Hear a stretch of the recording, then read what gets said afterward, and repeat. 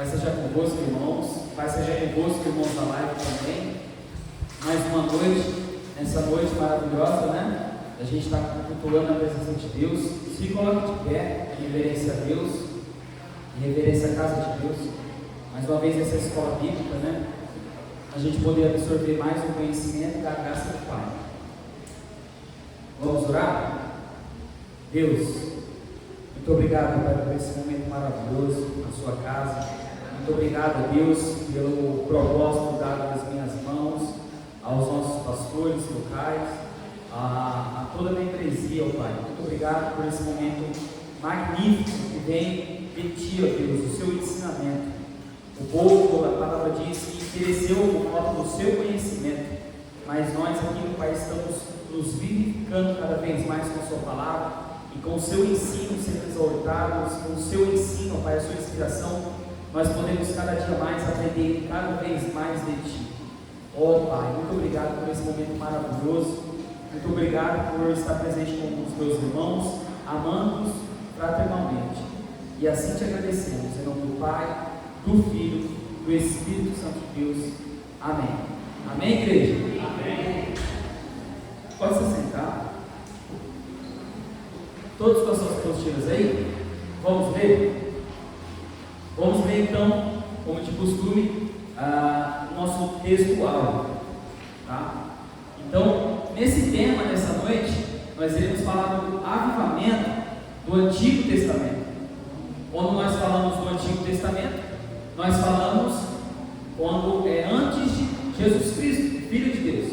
Quando falamos do Novo Testamento, falamos tudo relacionado de Cristo para frente. Amém? Então, esse é o Antigo Testamento. Então, nós iremos fazer um panorama bíblico dos grandes avivamentos que aconteceu no Antigo Testamento. Tá? Então, quero que nessa noite você preste bastante atenção. Vocês da live prestem bastante atenção. Porque assim como Deus falou comigo, quer falar com todos vocês. Porque o Espírito é o mesmo. Repito, o mesmo Espírito que habita em mim, habita em vocês. Ele está entre vós e dentro de vós. Então, o maior que está dentro de você do que o que está no mundo. Então, nesse momento é um momento de ensino.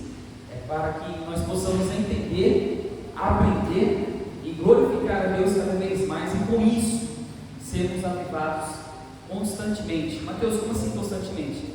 Buscando a palavra, a inspiração de Deus. Todo dia nós vamos renovando as nossas forças, renovando mais e mais a nossa fé e sermos guiados pelo Espírito e não por nós mesmos ou pelo Espírito do erro, tá? Então vamos lá. O avivamento no Antigo Testamento. Escola. Então disse: eis que eu faço um concerto, farei diante de todo o teu povo maravilhas que nunca foram feitas em toda a terra, nem entre gente alguma. Êxodo capítulo 34, verso 10. Verdade prática. A Bíblia revela que Deus responde ao seu povo com muitos avivamentos, como respostas às orações e súplicas. Deus responde o seu povo com as orações e súplicas. Vamos ler a leitura em classe. Vamos ler 2 Crônicas, capítulo 34, verso 29 ao 33. Diz assim: 29. Então o rei convocou e ajuntou todos os anciões de Judá e Jerusalém. E o rei subiu à casa do Senhor com todos os homens de Judá e os habitantes de Jerusalém. E os sacerdotes, os levitas e todo o povo, desde o maior até o menor. E ele nos ouviu, dele todas as palavras do livro do concerto, que se tinha achado na casa do Senhor. E pôs o rei em pé em seu lugar e fez concerto perante o Senhor, para andar após o Senhor e para guardar os seus mandamentos, e os seus testemunhos e os seus estatutos, com todo o seu coração e com toda a sua alma, cumprindo as palavras de concerto que estão escritas naquele livro. E fez estar em pé a todos quantos se achavam em Jerusalém e em Benjamim. E os habitantes de Jerusalém fizeram conforme o concerto de Deus, do Deus dos seus pais. E Josias tirou todas as abominações de todas as terras que eram dos filhos de Israel, e todas quando se achará em Israel, aplicou que tal culto servisse ao Senhor, o seu Deus. Os seus dias não se desviaram de após o Senhor, Deus de seus pais. Então, como foi falado nesse segunda Crônicas, né? Aqui fala que Deus ele intervém para o seu povo, como ele responde a súplica, como tem um conserto, e esse conserto vem dos estatutos, vem das leis, vem das determinações da parte de Deus e não do homem. Nós às vezes confundimos em foi o homem que escreveu. Sim, foi o homem que escreveu a Bíblia, a inspiração, mas a inspiração, a essência veio de Deus.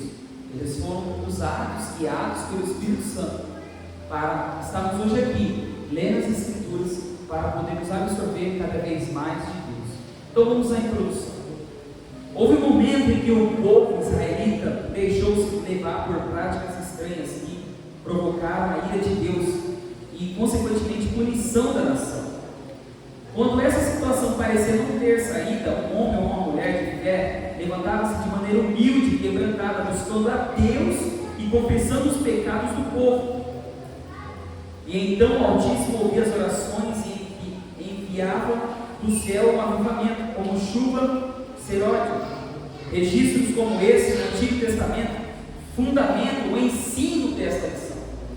Então observe que quando a maldade, quando a transgressão, quando a iniquidade, tratando do Antigo Testamento, Deus usou juízes, Deus usou homens, Deus usou mulheres para falarem diretamente ao seu povo.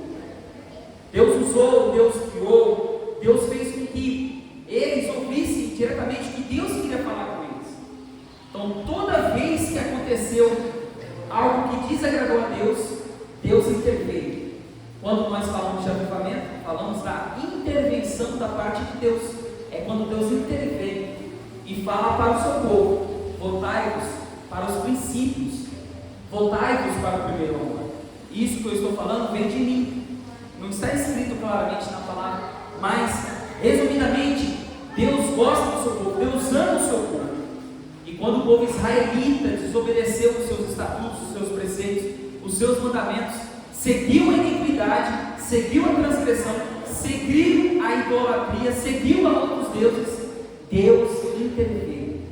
Mateus, e como assim interveio? Bom, falando do avivamento no Antigo Testamento, eu quero deixar para vocês 3 grandes avivamentos que aconteceu no Antigo Testamento. Vamos lá, a gente vai fazer um panorama bíblico nesse momento, aonde nós iremos pegar esses 3 principais avivamentos para vocês refletirem como que precedeu, como que aconteceu o avivamento, mas antes de acontecer um avivamento, o que eles fizeram para ter o avivamento, buscar o avivamento. Então eu quero que nessa noite, assim como foi na outra aula, né, o avivamento individual da pessoa, como a gente aprendeu, né, buscando, vendo nossos pecados, reconhecendo os pecados, reconhecemos que nós, sem a oração, sem dobrar o joelho, sem Deus, nós não somos nada. Então esse é o verdadeiro avivamento espiritual. Mas em relação ao povo, o que Deus quis falar para o povo de Israel, os israelitas? Vemos o primeiro exemplo nesse primeiro panorâmica bíblico do avivamento no Antigo Testamento. E qual é o primeiro, Mateus? O primeiro é relacionado a Moisés, o avivamento no tempo de Moisés. Leiam aí, ó. Quando José, o filho de Jacó, morreu, o povo israelita sofreu com a tirania de Faraó, que não conhecia a história de benefícios que os judeus receberam da parte de Deus no governo de José. Se pararmos para analisar aqui, José, ele foi o governador do Egito, né? Não preciso falar da história de José porque nós conhecemos, e não é um momento ainda de falar, né, expositivamente de José. Mas uma dúvida, quando eu era muito jovem, né? Eu sei que eu ainda sou jovem, mas eu era bem mais jovem lá, já muito pequeno, eu ficava pensando assim, poxa, quando Moisés tirou o povo do Egito, havia faraó tirano. Havia um faraó muito cruel, um faraó que exigia muito dos seus escravos. O que aconteceu quando José morreu? O que aconteceu com aquele povo, com os faraós, na consequência até chegar em Moisés? O que aconteceu é que, embora José, aconteceu que muitos faraós assumiram os seus tronos e fizeram que esquecessem do que Deus fez para o povo de Judá, para com os hebreus. E com isso, houve um julgo muito grande e receberam da parte de Deus o governo de José. Observe. Nesse contexto, Moisés foi divinamente chamado no Monte Horebe e viu a sarça que queimava, mas não se consumia. Ao se aproximar daquela imagem, Deus o chamou para libertar o seu povo do Egito, dizendo: eu sou Deus, teu pai, o Deus de Abraão, o Deus de Isaque e o Deus de Jacó. Percebam que o povo estava sendo escravizado, o povo estava sendo explorado, o povo estava vivendo uma vida de miséria. Imagine vocês, irmãos, ser escravo no Egito. Imagine vocês trabalharem, homens, vou falar dos homens, né? Primeiramente os homens, em que sentido? Carregar aquelas pedras, todas aquelas estruturas, tudo braçal. Imagine as humilhações, imagine as idolatrias que ocorriam naquele lugar. Imagine as mulheres trabalhando arduamente. Era um sofrimento terrível. E Deus usou, repito, como foi na introdução, Deus usou e chamou Moisés, na sacerdente, no Monte Horebe, para falar: eu sou Deus, teu pai, o Deus de Abraão, de Isaque e o Deus de Jacó. Igreja, nesse momento, Deus aparece para Moisés, e a grande missão é tirar aproximadamente 3 a 3 milhões e meio de pessoas do Egito. E que responsabilidade, né? Nós sabemos que Moisés é o filho de um hebreu. Ele foi pego pela filha de Faraó, né? Pela filha de Faraó, ali no rio. E dali ele cresceu, juntamente com quem? Com toda a governança, com todos os estudos, com todos os ensinamentos, com todas as idolatrias, com todas as riquezas. Um homem perante aos seus escravos, perante a sociedade de alto escalão. Um homem de poder. E esse homem rejeitou tudo, largou tudo de bom da sua carne, dos prazeres, para ouvir a voz de Deus. E quando ele ouviu a voz de Deus no Monte Horebe, ele apareceu e Deus disse: eu sou o Deus do teu pai, o Deus de Abraão, o Deus de Isaque e o Deus de Jacó. E quando apareceu, e Moisés encobriu o seu rosto porque temeu olhar para Deus. Moisés ficou ali tímido, ele temeu, além de ser a timidez dele, né, conhecido como tímido, ele ficou ali parado.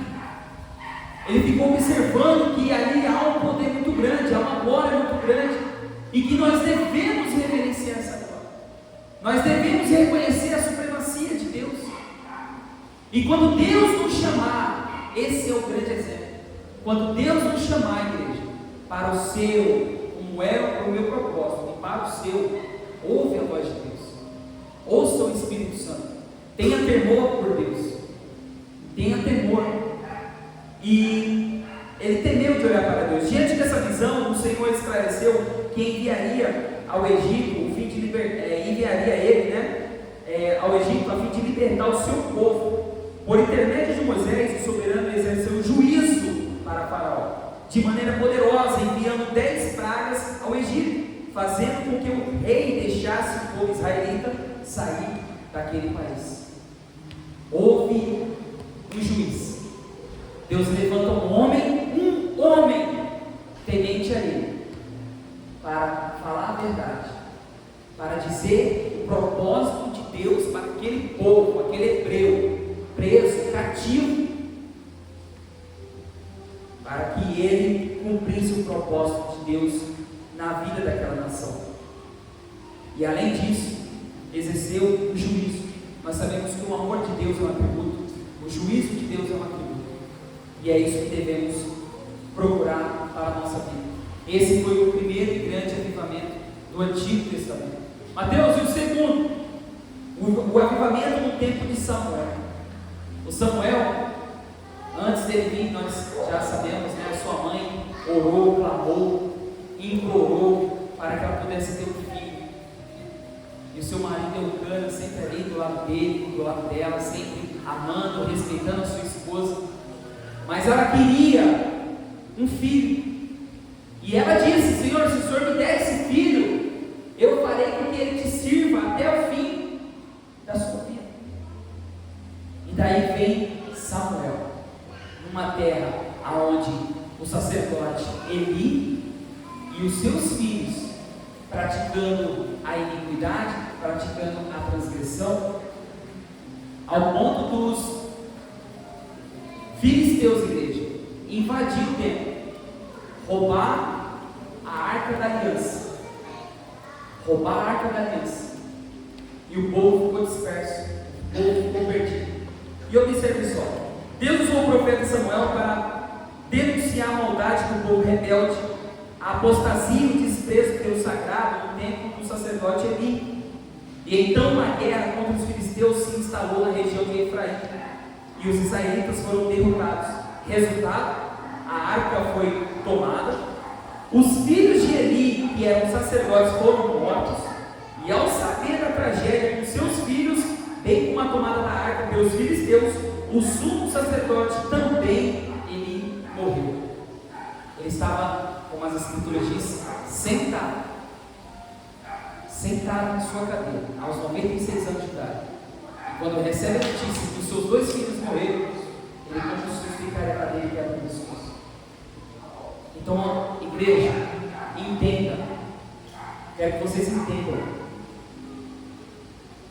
que para acontecer um avivamento,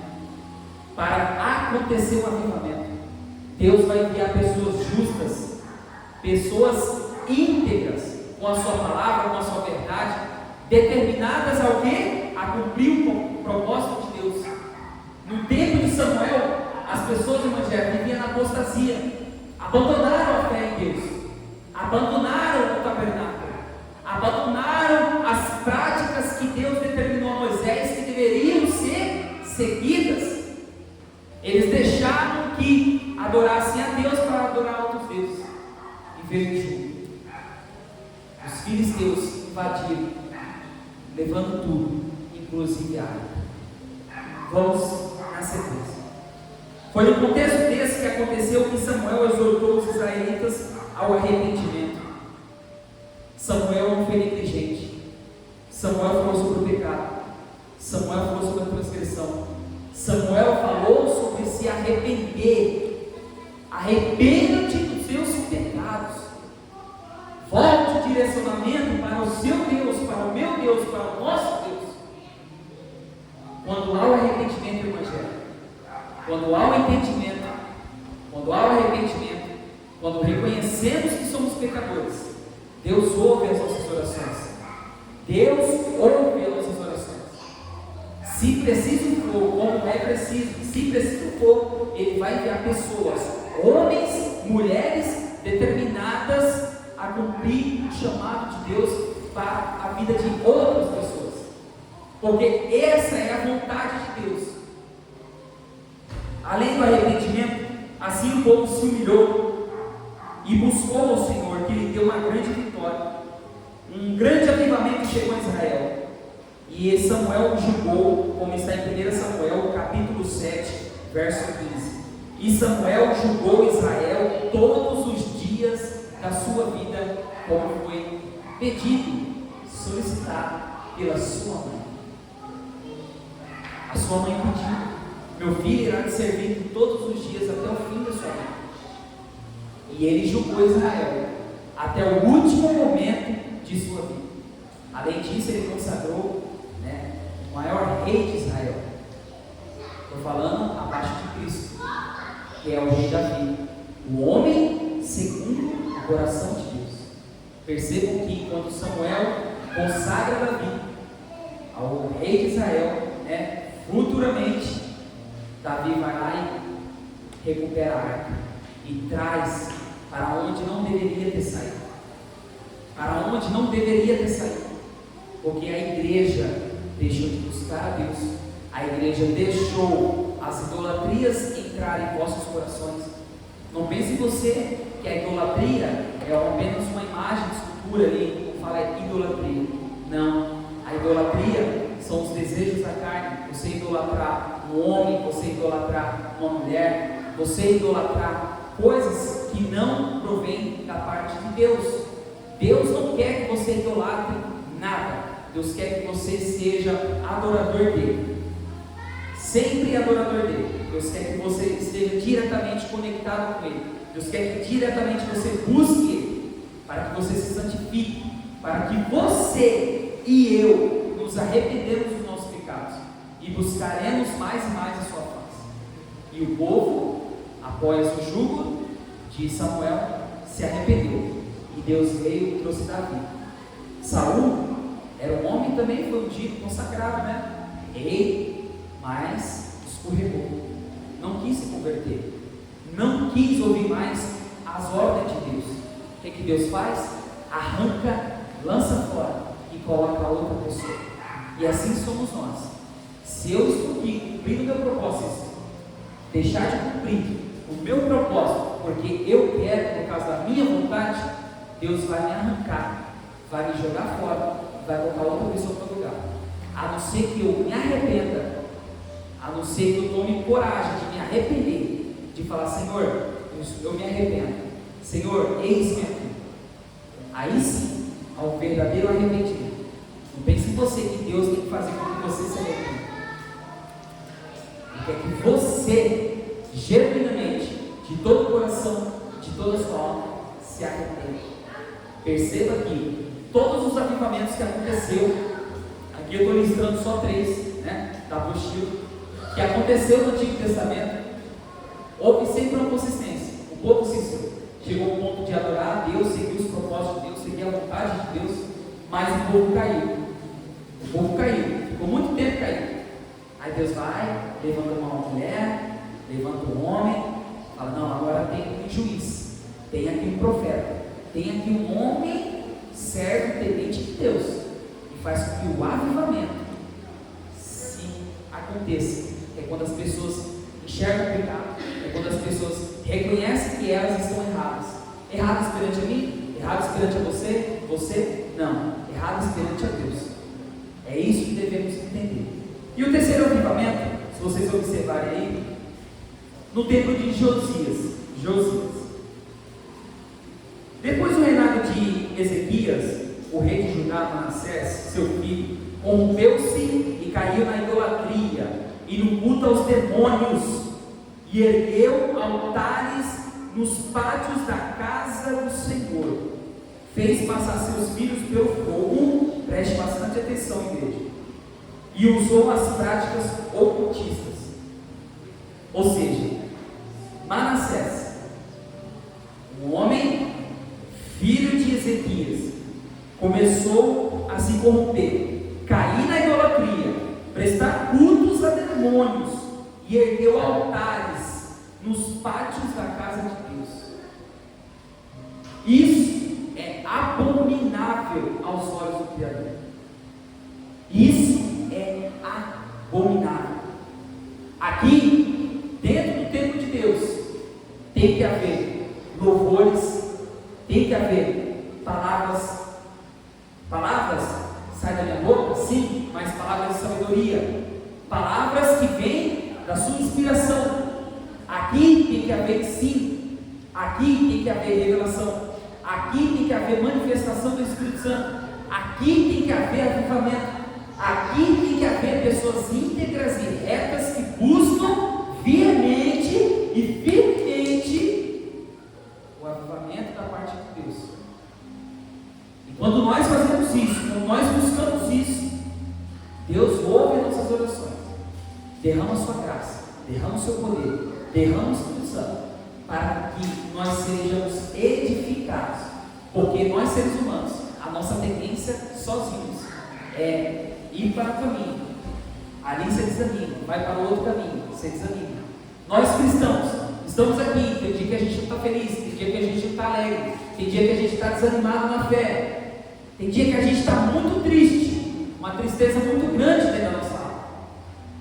E é por isso que nós devemos estar juntos em harmonia e comunhão, porque através de uma palavra ministrada, através de um louvor entoado a Deus, através de unção derramada sobre a igreja, os dons espirituais se manifestando na unidade, as palavras de sabedoria se manifestando sobre a igreja, essa vida, essa alma que está precisando de Deus, precisando de um avivamento, você pode ter certeza que essa pessoa será reavivada.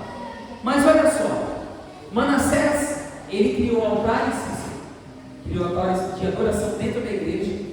Além disso, ele fez com que seu filho passasse pelo fogo e praticando coisas ocultas perante a Deus. Mas vocês pensam que não houve punição por causa disso?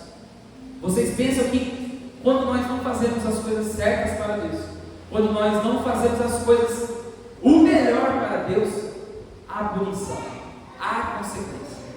Nossa, Mateus, que triste você falar isso. Irmão, Deus é amor, mas é justiça. Ai de mim, que vem aqui, eu não sou coach. Como é que me der esse microfone aqui? Eu não sou coach. Eu vim aqui cumprir o propósito de Deus na minha vida. Eu não posso ser negligente. Eu não posso chegar aqui e falar qualquer coisa, ensinar qualquer coisa. Porque ai daqueles que ensinam, ai daqueles que pregam, ai daqueles que são líderes, o jugo será maior. Então, igreja, olha o que aconteceu com Manassés. Como punição, Deus enviou os exércitos assírios para prenderem com cadeias. Entretanto, Manassés se arrependeu. Manassés se arrependeu. Deus não fez era porque ele se arrependeu, não. Manassés se arrependeu. Manassés se arrependeu.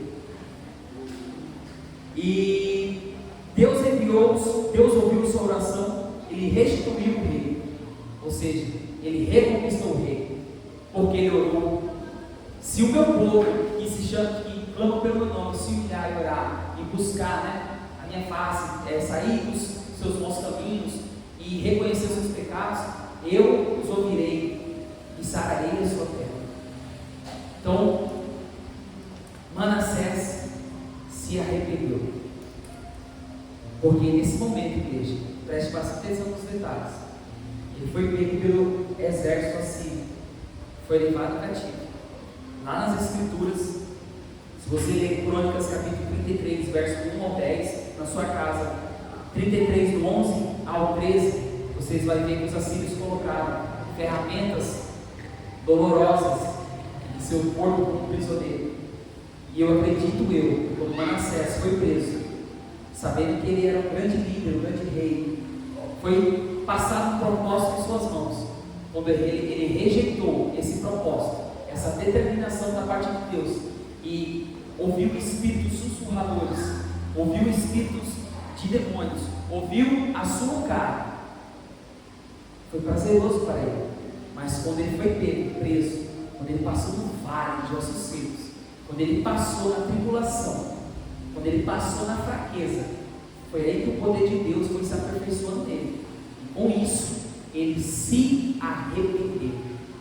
O se arrepender é você reconhecer tudo que está errado, tudo, sem ninguém precisar falar nada para você, e você dobrar o seu joelho, clamar ao Senhor, e Ele ouvirá. Entretanto, Manassés se arrependeu. Deus ouviu a sua oração e lhe restituiu o rei. Olha que bênção. Teve um momento de glória, um momento de deslize, um momento de reconstrução. Nós, seres humanos, homens e mulheres que somos, filhos de Deus, carne, imperfeitos, pecaminosos como nós somos, temos a tendência de cair. Como assim vamos cair? Em alguma coisa iremos cair. A questão é, caímos, e aí, como é que nós vamos nos reerguermos?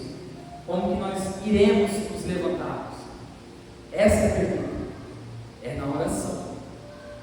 É quando a gente está fraco, o poder de Deus nos faz forte. Por que Ele nos fará forte? Porque no momento da fraqueza que você deve buscar Deus. Você deve orar e jejuar, você deve buscar mais e mais a face dele. Eu preciso ler novamente, porque a aula passada falamos do avivamento espiritual. E eu não posso ser negligente, não repetir esse verso novamente, 2 Crônicas, capítulo 7, verso 14. E se o meu povo, que se chama pelo meu nome, se humilhar, orar e buscar minha face, e se converter nos seus maus caminhos, então ouvirei dos céus, perdoarei os seus pecados e sararei a sua terra. Deus ouviu o arrependimento de Manassés e sarou a sua alma, sarou o seu reinado, sarou aquela terra. Mas, tudo bem, Manassés caiu, levantou. Observem na sequência aqui, ó. Após a morte de Manassés, seu filho Amon, seu filho, agora saiu ali, já saiu Manassés, agora o seu filho reinou em seu lugar. Infelizmente, esse rei não seguiu o exemplo do pai e governou de maneira corrupta. Por isso seus servos o mataram e o povo declarou Josias o rei em seu lugar. Os homens, como eu falei, a tendência é cair. Nós temos desejos, igreja. Nós temos a nossa carne e temos o fruto do Espírito. Cabe a cada um de vocês, a cada um de nós, você da live, cabe a cada um de nós reconhecermos que sozinhos não alcançaremos totalmente o arrependimento. Como assim sozinho, Mateus? Você sozinho você não vai conseguir. O primeiro intermediador é Deus, o seu Filho, que é o seu Evangelho, e o Espírito Santo Consolador do seu lado. Esse é o primeiro passo. E esse filho Amon, ele, além de ser corrupto, você percebe que os seus próprios servos o mataram. Houve ali o pecado do pai. O pai pecou, o pai seguiu a iniquidade, a transgressão, se arrependeu.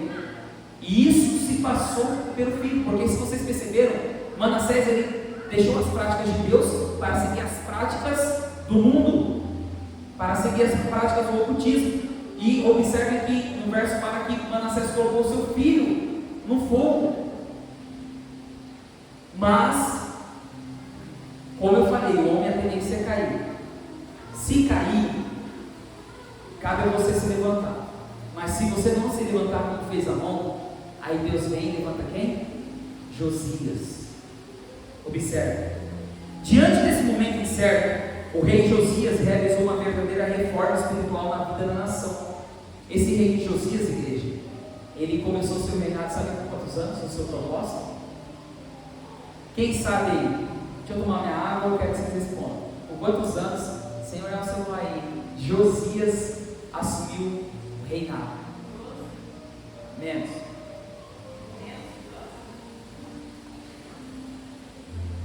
Menos que 12. Vamos, igreja, fala aí. Vai chutando aí, mais. Menos. Menos. Ah, então é muito, ó. Vocês aí, ó. Vocês estão ligeiros aí.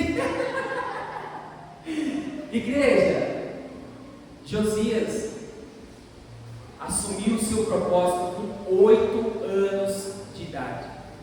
Vocês têm noção disso? 8 anos de idade ele assumiu o seu propósito.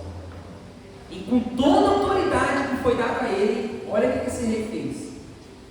Diante desse momento incerto, o rei Josias realizou uma verdadeira reforma espiritual. Foi o caso do seu pai Amon.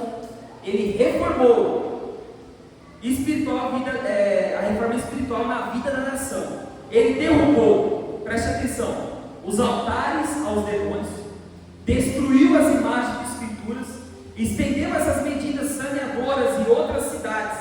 Ele mesmo ficou à frente dessas ações para levar o povo de volta aos pés do Senhor.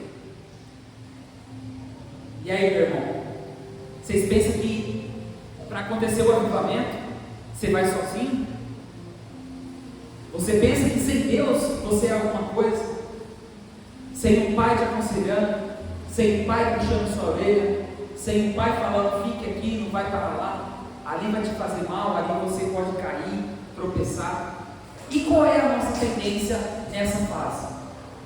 Para pensar aí. Quais são as tendências? Eu sou uma prova viva disso. Tem milhares de testemunhos aqui, mas vamos falar de mim. A minha tendência foi o quê? Sempre que meu pai falar, não vai para a esquerda, eu ia para a direita. Pastor, peraí, esquerda. Não vai para a esquerda, eu ia para a direita. Mateus, não faça isso. Eu fazia ao contrário do meu pai não me falava.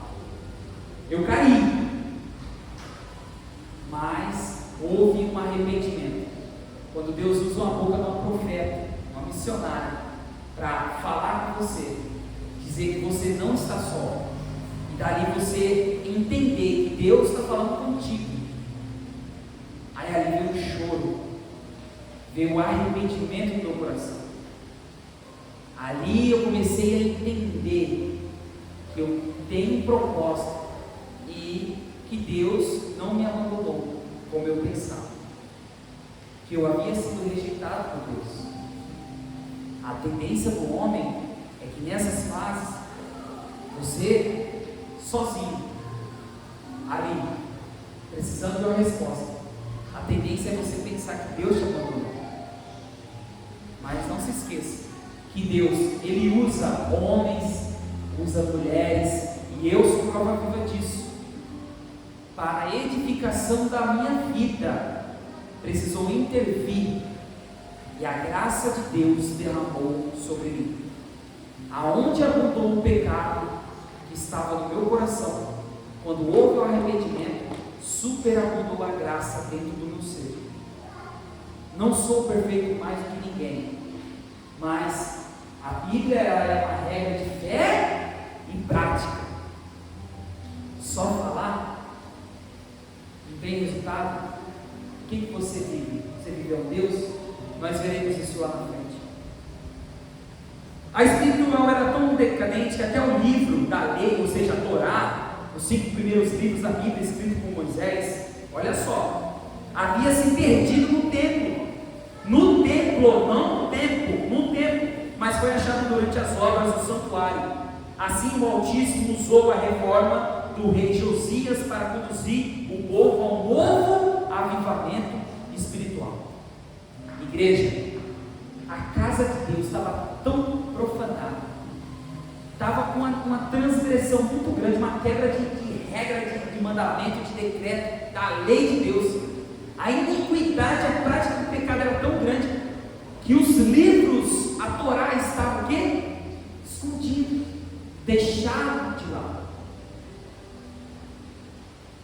Irmão, quando você estiver fraco, oprimido, abatido, precisando de um avivamento na sua vida ou na vida da sua família, não deixe a sua regra de fé e prática escondido dentro da sua casa.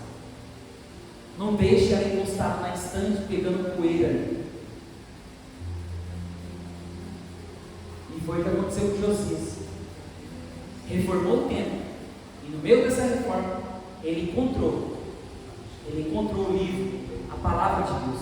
Observe que 2 Crônicas capítulo 34, verso 15, Euquias encontrou esse livro no reinado de Josias. Percebe bem aí, ó. Verso 15. Então Euquias comunicou ao secretário Safã: achei o livro da Torá, a lei na casa de Yahvé, o Senhor, e entregou o livro nas mãos de Safã. E o que me chama mais atenção, igreja, eu até anotei aqui, que quando eles encontraram esse livro, que é a palavra de Deus, os 5 primeiros livros da Bíblia, além de olhar todo o cenário, todo o contexto, a profanação, a reforma que está acontecendo no templo de Deus, tudo, a Bíblia descartada ali, Eu imagino Euquias, Josias, olhando ali, reformando e encontrar o bem mais precioso que Deus havia deixado naquele momento no Antigo Testamento para o seu povo, através de Moisés. Que tamanha ingratidão, igreja! Que tamanha desprezo para com o conhecimento da parte de Deus! Percebam que na atualidade de hoje, o que mais a gente vê, o que mais a gente percebe nas igrejas, é que a Bíblia, a regra de prática, a inspiração divina de Deus está sendo deixada de lado. O ensino está deixado de lado. Além de as casas de Deus ao redor do mundo, os templos, tanto até dentro da sua própria casa, a profanação, a imoralidade sexual, a idolatria, a inveja, toda aquela iniquidade sendo praticada aos olhos de Deus, isso é abominável. Que ingratidão! Mas mesmo assim, Deus, com a sua justiça e amor, levantou, repito, homens e mulheres, como Josias, um rei jovem, um menino de apenas 8 anos de idade, para quebrar toda a parte de idolatria, feitiçaria, iniquidade, tudo aquilo que estava acontecendo na parte que não provia de Deus. Quebrei, eu sou o rei, porque eu vim cumprir o propósito de Deus. Eu quero que vocês, nação, voltem aos pés do Senhor. Então nós observamos que tudo isso no Antigo Testamento, o avivamento na era de Moisés, o avivamento na era de Samuel e o avivamento na era de Josias, houve oscilações lá em cima, depois lá embaixo, queda e levantamento, queda e levantamento. Deus nunca abandonou o seu povo, pelo contrário, o povo sempre virou as costas para ele. Nunca vire as costas para Deus, nunca, igreja, nunca faça isso, nunca seja ingrato. Olhe para você, não é possível, desde a sua conversão, da minha conversão até esse dia de hoje, o que mudou na sua vida? Será que não mudou um ar, um tiro? Será que sua fé, pelo menos a sua fé, não está do tamanho de um grão de mostarda? Entenda, e nós iremos entender, que para acontecer o grande avivamento, devemos orar, seguir as Escrituras, a regra de fé e prática. Vamos no segundo tópico aí, segundo capítulo, a confissão de pecados e o retorno à palavra de Deus.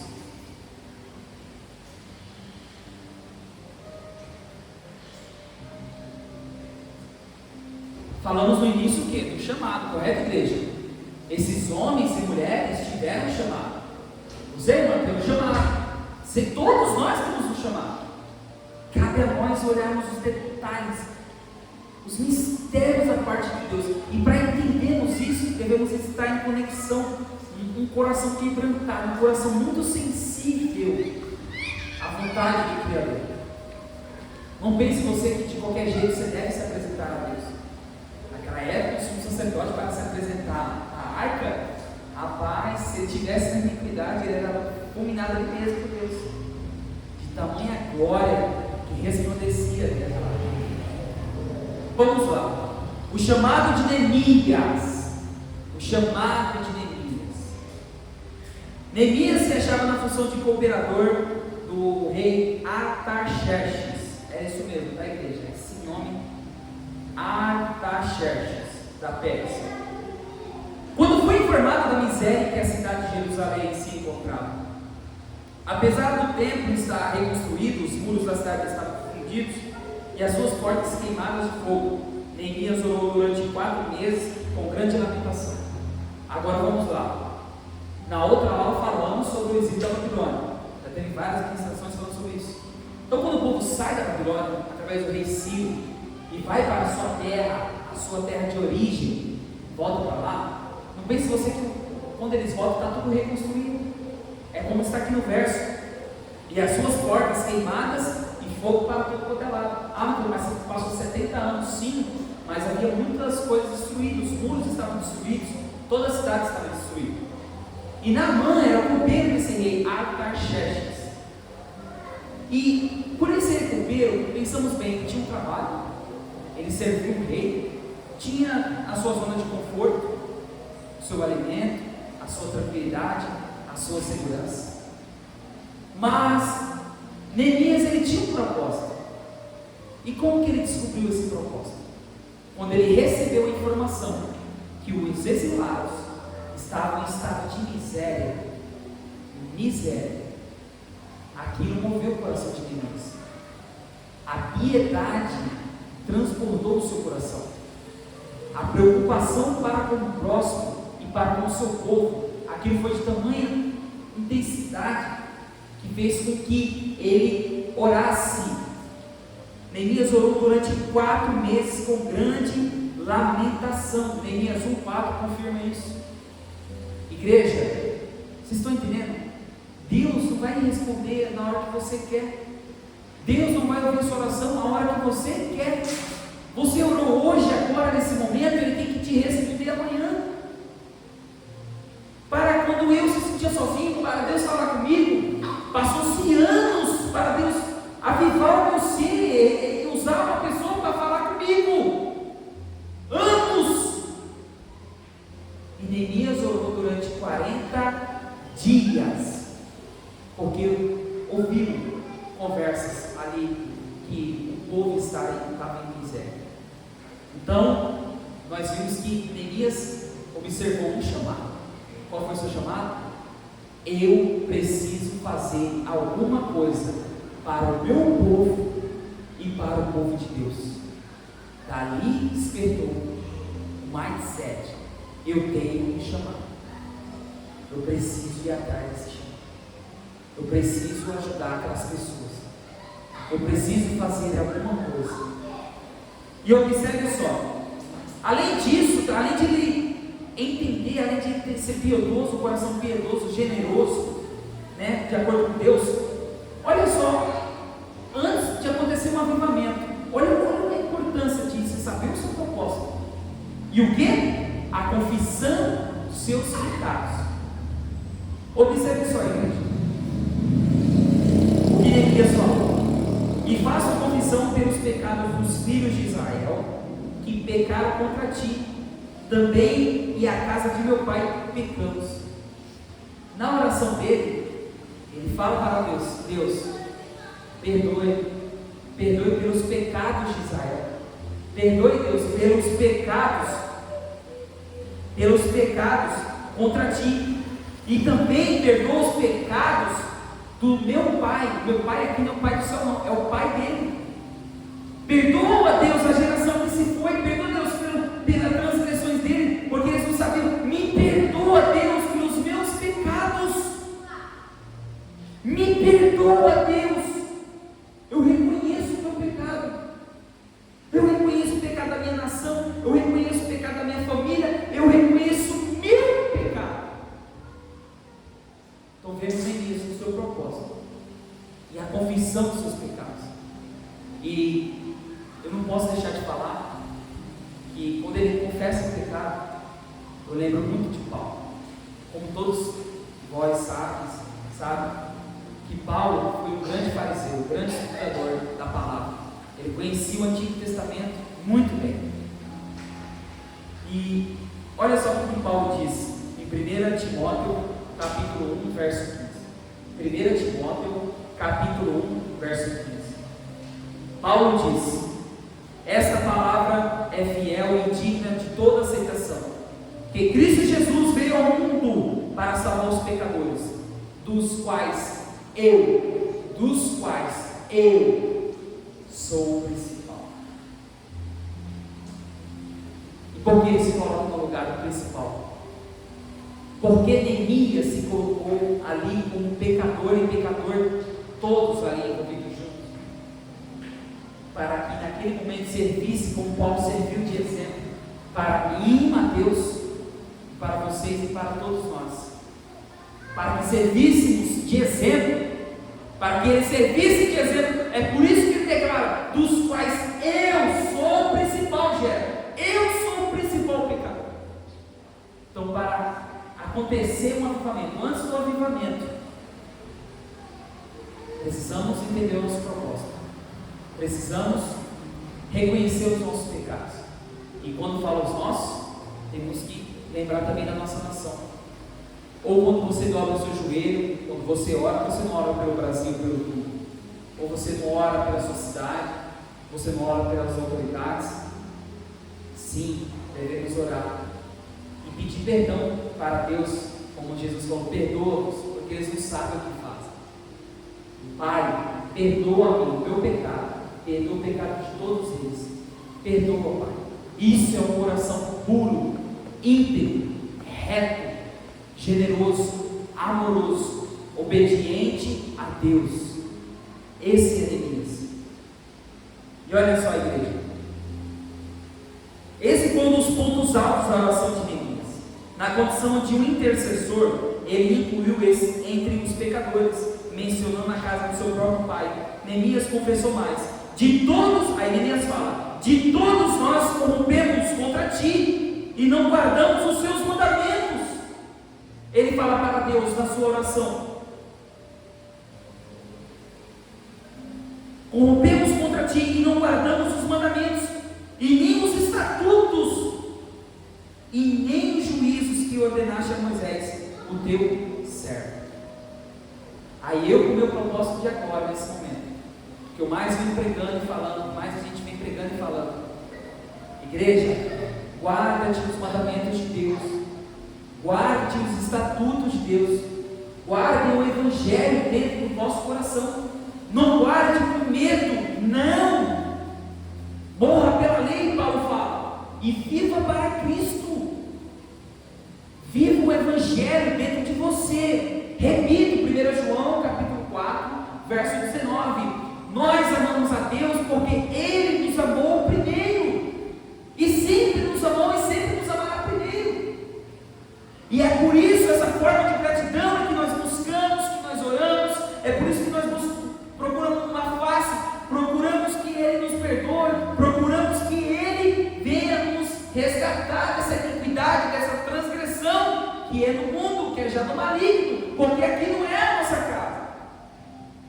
Quando nós entendemos os estatutos, nós entendemos a história, as leis, tudo que está escrito na palavra do Antigo Testamento e do Novo Testamento, a conclusão é uma só: Jesus vai voltar, vai levar a sua igreja para a Nova Jerusalém, e lá nós viveremos perpetuamente para Ele. E qual é a outra coisa que aprendemos? Se não quisermos isso, tem outro para vocês que não querem: é o lago de enxofre, é o inferno, que foi criado para Satanás e os seus anjos. Ele não foi criado para mim e para você, porque mesmo você sendo um rebelde, uma pessoa rebelde, um homem ou mulher rebelde, Deus te ama.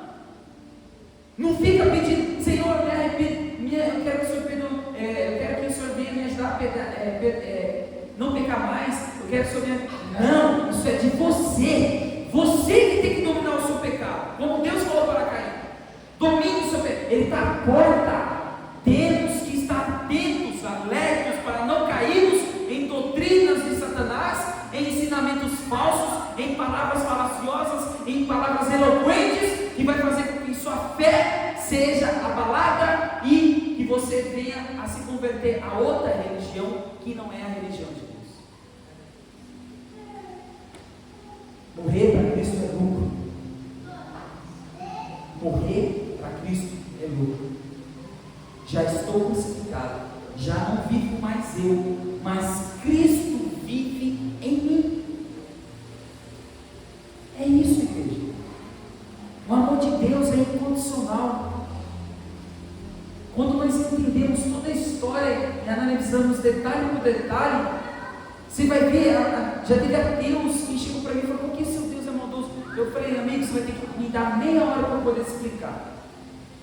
Por que Deus matou crianças? Por que Deus matou homens, mulheres? Poxa vida, seu Deus é muito cruel. Mas elas esquecem que quem criou tudo isso foi Deus. Tudo isso, nós, o mundo, a natureza, a sua imagem e a semelhança que somos nós. Ele é o nosso Criador. Ele é o provedor de tudo. somos administradores, despenseiros da sua obra. Vamos continuar. De todos nós corrompemos contra ti e não guardamos os seus mandamentos, nem os estatutos, nem os juízos que ordenaste a Moisés, teu servo. A confissão dos pecados é a condição indispensável para viver um verdadeiro avivamento espiritual. Quer ser cheio do Espírito Santo? Quer ter um dos 9 dons, ou os 9 dons espirituais? Quer saber o seu chamado para o ministério? Quer saber o seu propósito? Quer ser avivado?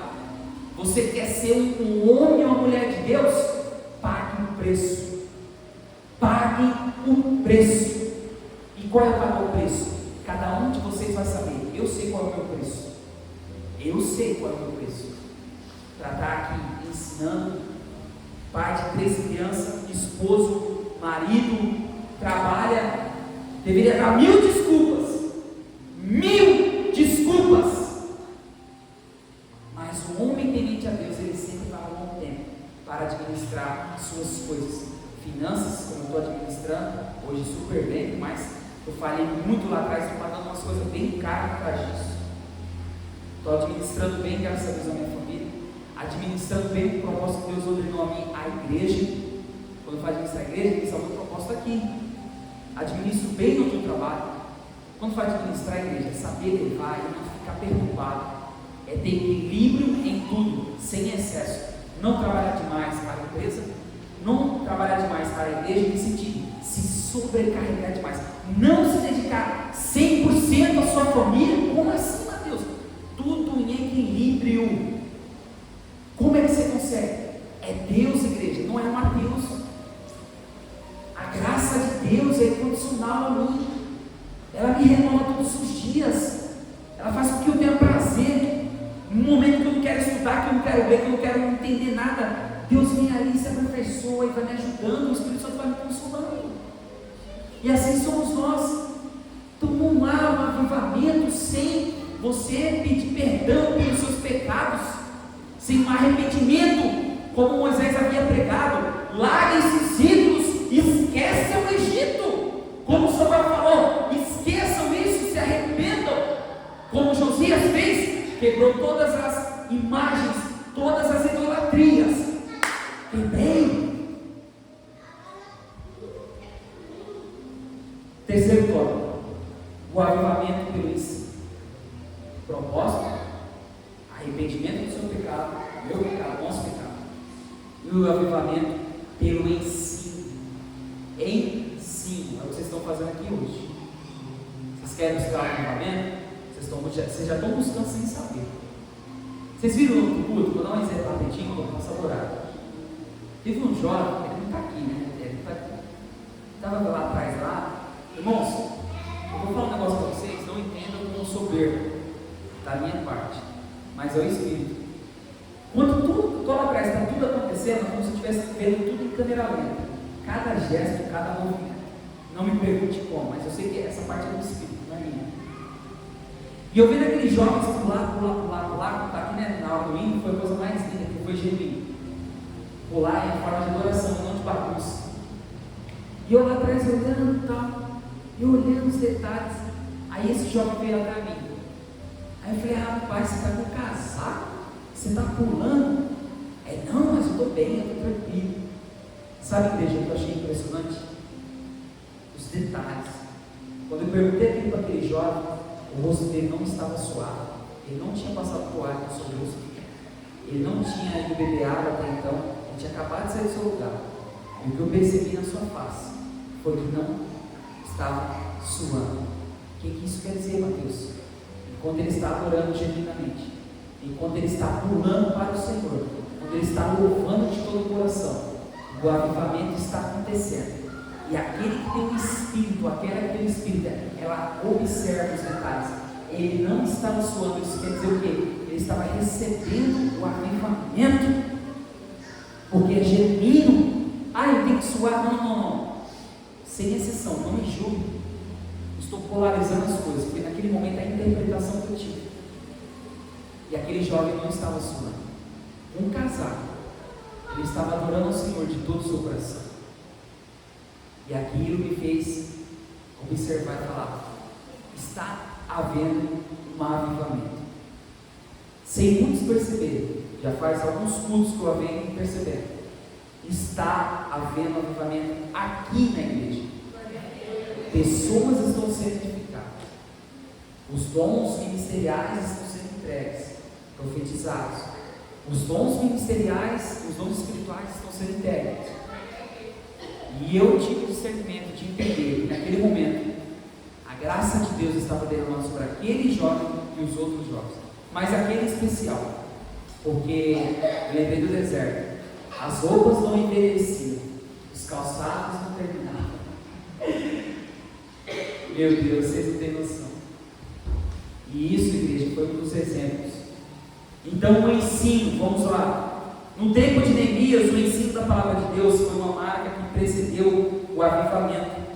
Neemias mandou que fosse lida a palavra de modo didático. Igreja, preste bastante atenção, de forma didática, pausadamente, para que o povo entendesse o que Deus requeria de suas vidas naquele momento crucial para a história judaica.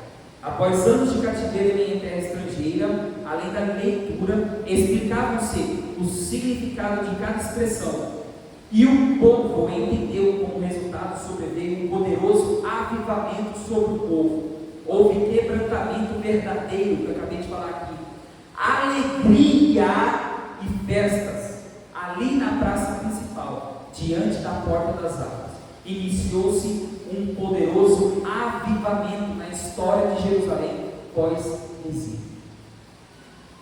Igreja, Neemias ficou responsável. Se vocês lerem o capítulo de Neemias, Esdras, que foi o escriba e o mestre, vocês vão observar em Neemias e Esdras, eles com a Torá, eles pegam na praça, ensinam para crianças simultaneamente, jovens, idosos, pessoas de tudo quanto é tipo de idade, de uma forma didática, pausadamente. E quando eu li os capítulos desses dois livros de Neemias e Esdras, o que mais me chamou a atenção, que após uma boa pregação, uma exposição da palavra de Deus, houve alegria. A palavra diz que eles se alegravam, faziam festas. E sabe o que eu mais observei nos capítulos do ano seguinte? Que após o culto deles na praça, além da alegria, comunhão, eles ajudavam uns aos outros. Quando um não tinha comida, o outro ia lá se supria. E um fraternalmente ajudando o outro. Isso é avivamento. Porque avivamento há quebrantamento de coração. Avivamento, arrependimento. Avivamento, há entendimento do propósito. Avivamento vem através do ensino, porque você sabe o que você quer e o que você está fazendo. Como assim, Mateus? Vamos para o próximo tópico 3 aí. Então nós vimos aqui sobre o avivamento de Neemias, né? Temos 3 elementos, que é a parte que é importante, que é o chamado, a redenção de pecados e o avivamento pelo ensino. Vamos agora para o terceiro, o avivamento e a palavra de Deus. A palavra de Deus corrige. Observe só, no Novo Testamento há um padrão de culto, a Deus de decência e o que, igreja? O que, igreja? Um culto a Deus de decência e ordem. Como diz o apóstolo Paulo: que fareis, pois, irmãos? Uma pergunta retórica. Que farei, pois, irmãos? Quando vos juntais, cada um de vós tem salmo, tem doutrina, tem revelação, tem língua, tem interpretação. Faça-se tudo para a edificação. No culto da primitiva, o homem eloquente, o apóstolo Paulo, dado conhecimento através de Jesus Cristo, que apareceu diretamente para ele, todo o seu evangelho. Quando nós, igreja, Jardim Brasil aqui, live, Facebook, YouTube, qualquer pessoa que está ouvindo essa mensagem, quando vos ajuntais, ou seja, quando nós estivermos juntos, por isso que é a importância da igreja e não dos desigrejados. Quando vos ajuntais, cada um de vós tem salmo. O que Paulo quer dizer com isso? tem louvor, tem adoração. No salmo tem ensinamento, tem arrependimento, tem palavra. Lâmpada para os meus pés é a tua palavra, luz que clareia os meus caminhos. Vivifica-me, Senhor, conforme a tua palavra, conforme o teu preceito, conforme os teus mandamentos. Assim como a corça anseia por água, é assim que devemos ser e ansiar por Deus. É por isso que o apóstolo Paulo diz: quando estamos juntos, tem que haver salmo. Aí ele diz: tem doutrina, ou seja, tem ensinamento, a doutrina divina. Quando o pastor, a pastora, quando o pregador vem falar sobre Deus, sobre a palavra, ele vem falar da doutrina divina, que é um ensinamento da parte de Deus e não da parte pessoal da pessoa. O que eu estou ensinando aqui é a palavra de Deus para a edificação da unidade. E assim ele fala mais: tem revelação, ou seja, tem profecia, tem homem, tem mulher usada, tem que ser usada, os dons vai se manifestar.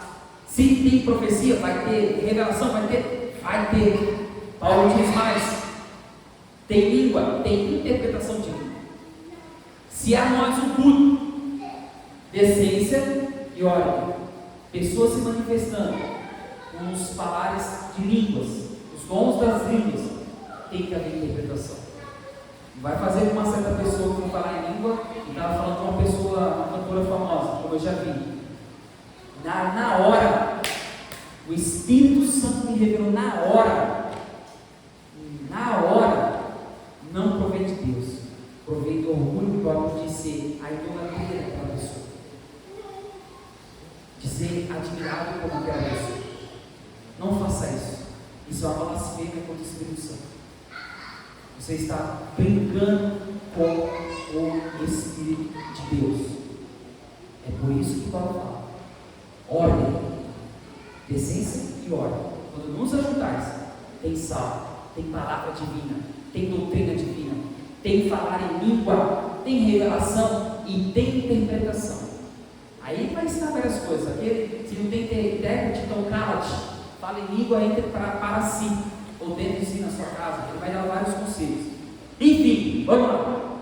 Para tudo isso, porque tem que manifestar os dons na igreja, para a edificação da unidade da igreja. Veja que a marca dessa orientação apostólica não é o exibicionismo espiritual ou mero emocionalismo, nem as expressões irreverentes no culto. Ou seja, eu estou aqui não é para me exibir, não é para me vangloriar, não é para me vitimizar, não é, conforme o escritor colocou aqui, meu Deus, que palavra, exibicionismo espiritual e emocionalismo, tudo age pela emoção, sem razão. Eu fui muito assim, cara, muito assim. Eu era explosivo, eu tinha emoção, até mesmo recente que eu me converti, eu tinha muito isso, de falar mesmo o que eu penso e pronto, acabou. Não é bem assim. Tem que ter calma, ordem, decência, tem que deixar o Espírito Santo trabalhar. Você dá lugar para ele trabalhar, não é só, né? É como Jesus bate na sua porta, você não quer abrir, fecha lá e ela já tem uma forma. Não é assim. Vamos lá. Nesse culto, Deus pode enviar um avivamento genuíno como resposta ao quebrantamento espiritual e às orações do povo de Deus. Amém, igreja? Segundo, cuidado com o formalismo. Vamos ler. Com formalismo, queremos dizer a respeito do que é formal, metódico e rigoroso. Igreja, tem dois extremos do formalismo. Sabe, já viu na igreja assim, aquelas pessoas de muita, se diz assim, muita unção, revelação o tempo todo, sou usado por Deus assim. Aí o principal que eu ensino, não participa. Não é indireta aqui não, tá? Estou falando do formalismo. Tem dois lados, extremos. Que vai além do exibicionismo, tá? E também daqui do emocionalismo, vai além disso o formalismo. Então o que acontece? Aí a pessoa se diz usada por Deus, fala em línguas, mas o principal que eu ensino não participa, se exclui dos irmãos, se acha santo demais, se acha superior por conhecer demais, se acha, eu oro demais, eu fico 5 horas, 6 horas orando, aí quer, sabe, constranger o irmão. O que Jesus nos ensina, Gera, sobre jejuar? Por exemplo, quando você jejuar, lava o teu rosto, né? Para que as pessoas olhem, você não se faça de vitimismo. Eu estou aqui com a carinha assim, porque eu estou jejuando há 30 dias, 40 dias e 40 noites, sabe? Se vitimizar, emocionalismo. Jesus ensina isso. Vai orar, dobra o seu joelho, fecha a porta do teu quarto e ora. Fica ali no culto com Deus, Aí as pessoas fazem o quê? Formalismo? Exageram. Muito religioso demais, metódico demais. Ou quando não é esse extremo, é aquele extremo de vai ler a palavra, tudo certinho, tudo cronometrado, as palavras eloquentes certinhas, tudo. Aí você não vê o quê? A graça. Quando eu falo a graça, não é um sorriso, é a graça de Deus na vida daquela pessoa. Você não vê unção, você não vê transformação, você não vê avivamento, você não vê o Espírito Santo. Aí se torna o quê? Se torna um metódico e também às vezes um rigoroso demais. Esse é o formalismo. São as duas extremidades. Aí torna um culto muito. Tem uma palavra aqui que eu até deixei separado. Meu Deus do céu, não posso me perder aqui não. Aí o culto com esses dois extremos, além de muito religioso demais e muito certinho demais, na igreja não tem avivamento, não tem cura, não tem milagre, não tem palavra de vida eterna.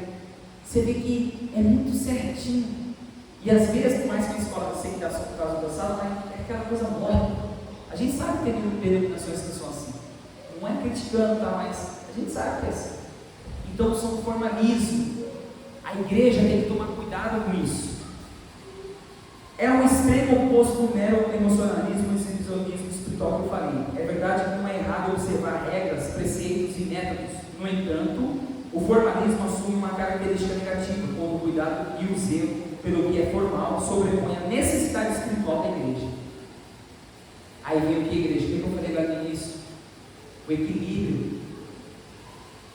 Tem que mostrar para a Jéssica que eu oro mais que ela. Tem que orar por si. Eu entendo a palavra mais que você. Tem um irmão aí fora ainda, não daqui da nossa igreja, da outra igreja que parou aí. Falou, Mateus, fiquei sabendo que você é professor de escola bíblica? Então me responde essa. Vários. Assim, assado. Aí eu falei, eu vou te responder, irmão. Você precisa entender mais de Deus. A sua forma de falar para comigo não está me deixando tranquilo. Olha só, está me deixando um negócio aflorado dentro de mim.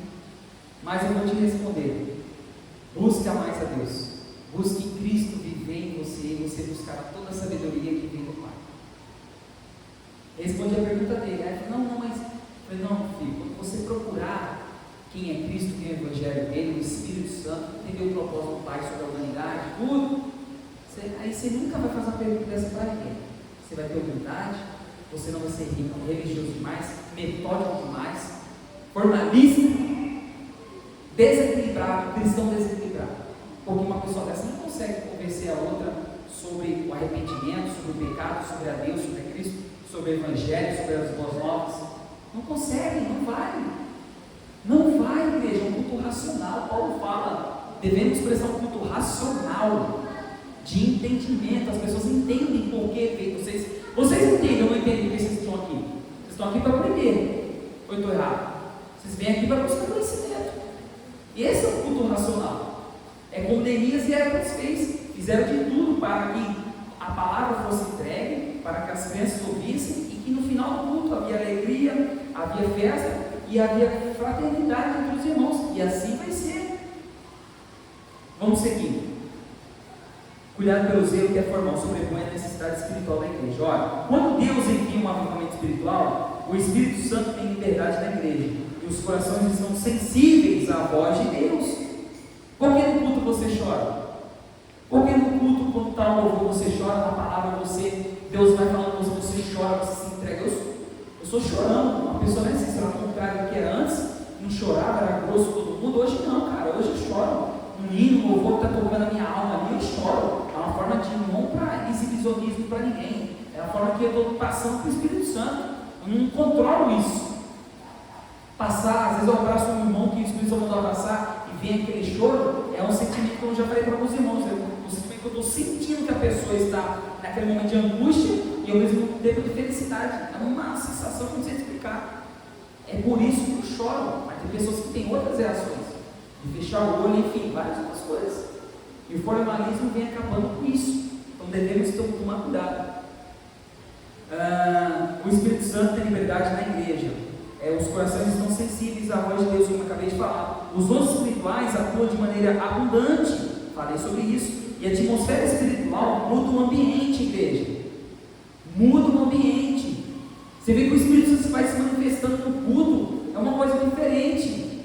É uma coisa que você começa a ver as pessoas como Pentecostes. Nem todos estavam recebendo o Espírito Santo. Alguns foram remanescentes que ficaram ali recebendo, mas não pense que você foram todos que receberam. Teve alguns que não receberam, que não estavam na íntegra busca pelo poder de Deus, aberto o coração. Os dons espirituais atuam de maneira abundante, a atmosfera espiritual no ambiente. Deus age em favor do seu povo. Tudo é feito de acordo com a palavra de Deus para a edificação dos santos. Na palavra, como está essa aqui, 1 Coríntios capítulo 14, verso 6, os santos somos nós, tá, igreja? Santos, não os anjos. Na época eu confundia isso. O pregador falava santos, eu entendi os anjos, não é? Como Paulo fala sobre esses santos aqui, somos a igreja, nós, tá? Para a edificação dos santos. Se você fala língua, meu irmão, é para a edificação da unidade de Deus. Se você tem um dom de revelação, é para a edificação da unidade. Se a pastora foi dado todo o ministério para ele, pastor, é para a edificação de quem? Da unidade. O cabeça, que ele é o provedor, é Cristo. Então entenda que é uma hierarquia. Quando eu falo de hierarquia, é um respeito, uma supremacia de Deus acima de tudo. Então nós aprendemos nesse avivamento e a palavra de Deus. A palavra de Deus corrige o caminho para a prática espiritual equivocada e ao mesmo tempo alerta o perigo do formalismo. Conclusão, igreja. Conclusão. Os avivamentos no Antigo Testamento sempre vieram como respostas ao quebrantamento espiritual e às orações do povo de Deus. Isso se dava sempre diante de uma situação de calamidade ou de decadência espiritual e moral. Nós observamos isso na primeira lição, o avivamento espiritual, e estamos observando agora o avivamento do Antigo Testamento.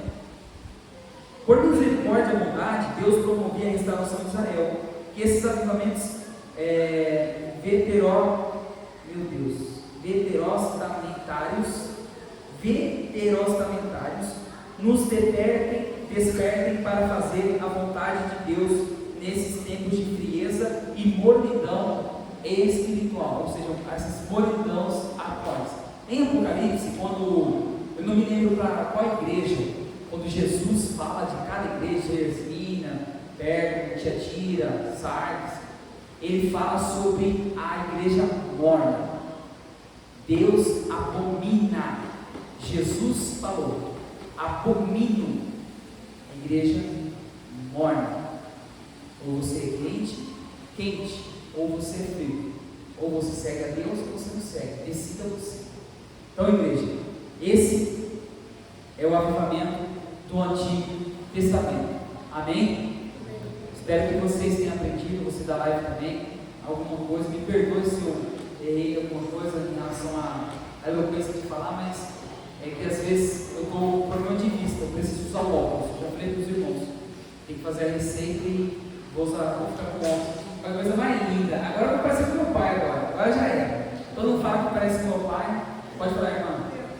Dá para você explicar expressões irreverentes? O quê? Expressões irreverentes. Por exemplo, irmã, expressões. Vamos falar expressões. Um exemplo bem chulo, desculpa o termo. Estou expressando no culto, por exemplo, às vezes o meu modo de vestir, o modo de se olhar para com o meu irmão, a expressão que você fala para com as pessoas, a expressão que você age em determinada fala que o irmão vem falar com você. Por exemplo, ela vem falar de Cristo para você, você age de uma forma, como é o nome que está escrito? Expressões irreverentes. É uma expressão irreverente, não reverencia a Deus. Acima, palavrões. Eu sou obreiro. Aí eu chego, por exemplo, para a Tânia. E aí, Tânia, mano, pá, pum. Eu sou um obreiro. É uma expressão irreverente. O nome? Irreverente. Irreverente a quem? A Deus. Por quê? Através disso, é como o apóstolo Paulo disse: eu estarei tendo uma atitude repreensível diante da denominação. Ou seja, algo com que a denominação, no caso a comunidade, nós irmãos, irão apontar o dedo para mim, com repreensão, ou seja, com o direito de repreender, porque eu agi de uma forma repreensível e não irrepreensível, como o apóstolo Paulo disse. Tá bom, irmão? Então, essas expressões que nós devemos tomar cuidado, principalmente as expressões para Deus e também para os nossos irmãos. A nossa conduta de cristão, quando nós somos convertidos e transformados pelo poder do Espírito Santo, diariamente nós não precisamos nos preocupar tanto com relação a isso, porque o cristão ele age de uma forma que a luz e o sol resplandeça diante de todos, naturalmente. Eu me esforço para isso. O que eu me esforço é com as lutas das minhas carnes, das nossas carnes diárias. É isso que nós devemos cuidar. Agora, as expressões, aí são para pessoas que estão desfocadas da palavra de Deus, desfocadas do entendimento e da busca diariamente espiritual do Espírito Santo para com Deus. Tá bom? Espero que tenha respondido a sua pergunta. A graça não é para todos, né? A graça veio para todos, te falo. Veio para todos. Mas nem todos que dão a graça. Irmãos, vamos agora só rapidinho. Observe aqui todos nós, estamos aqui. Estamos buscando o quê? Conhecimento. Buscando conhecimento, às vezes, se você procurar o avivamento, como vem essa matéria falando, você recebe o avivamento. Mas não são todos que estão aqui.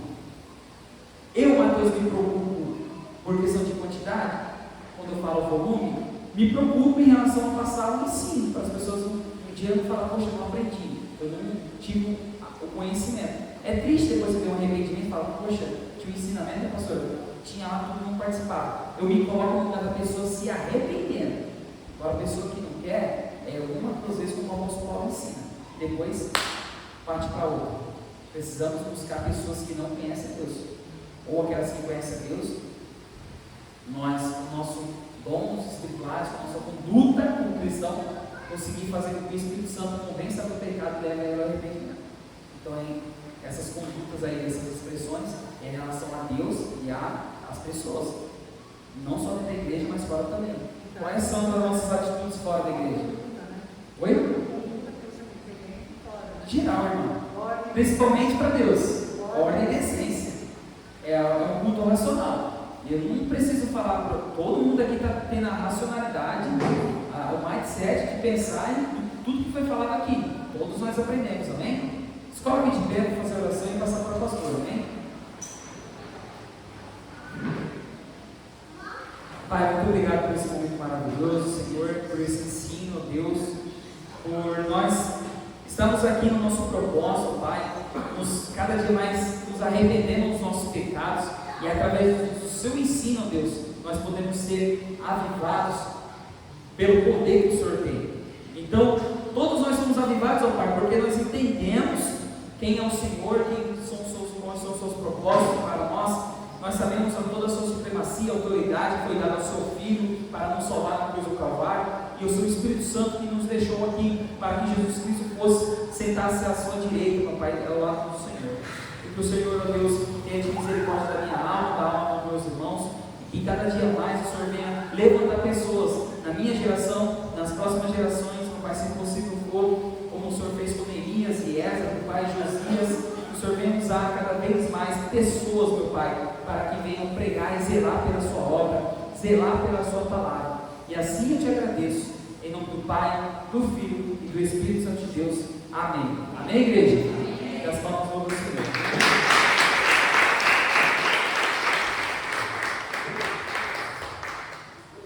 Boa noite, igreja. Que a paz esteja